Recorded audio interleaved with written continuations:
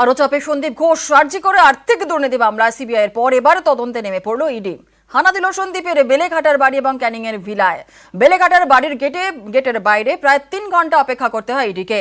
তালা খোলার পর বাড়িতে ঢুকে তল্লাশি চালায়।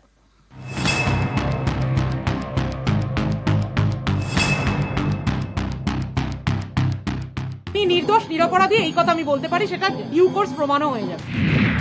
সন্দীপ ঘোষ আরজিকরের প্রাক্তন অধ্যক্ষ। আর্থিক দুর্নীতি মামলায় গত 2রা সেপ্টেম্বর তাকে গ্রেপ্তার করে সিবিআই। এই মামলায় তার উপর আরও চাপ বাড়ল, কারণ সিবিআই এর পর এবার তদন্তে ইডি।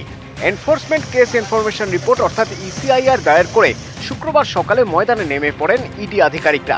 হানা দেন আরজিকরের প্রাক্তন অধ্যক্ষের বেলেঘাটার বাড়িতে। গত 25শে অগস্ট সন্দীপের বাড়িতে হানা দিয়েছিল সিবিআই। গেটের বাইরে তাদের প্রায় 1.5 ঘন্টা অপেক্ষা করতে হয়। শুক্রবারও সেই এক ছবি। সকাল তখন 6:30। সন্দীপের বাড়িতে পৌঁছে যান ইডির 5 আধিকারিক। গেটে তালা, শুরু হয় অপেক্ষা। সকাল 9:30 নাগাদ সেখানে পৌঁছন সন্দীপের স্ত্রী সঙ্গীতা।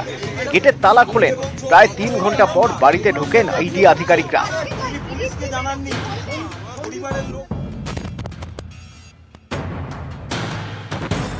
শুরু করেন তল্লাশি।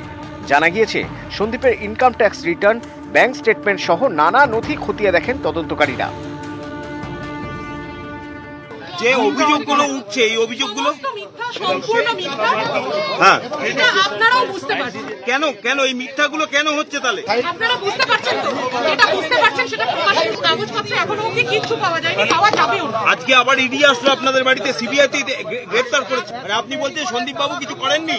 কিচ্ছু করেনি। হ্যাঁ, কিচ্ছু করেনি।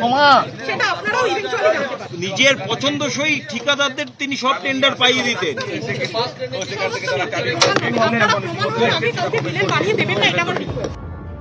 আরজিকরের প্রাক্তন অধ্যক্ষের শ্বশুর বাড়ি হুগলির চন্দননগরে। এখানকার পাদ্রিপাড়াতেও এদিন যান ইডি আধিকারিকরা। এই বাড়ির গেটেও তালা। স্থানীয়দের দাবি, প্রায় 6 বছর এই বাড়িতে কেউ থাকেন না। শেষমেশ ফিরে যান ইডি আধিকারিকরা। এটাই সন্দীপ ঘোষের শ্বশুর বাড়ি। ওনারা এখানে থাকেন? না না না, ওখানে থাকে। কি দেখলেন সকালবেলা?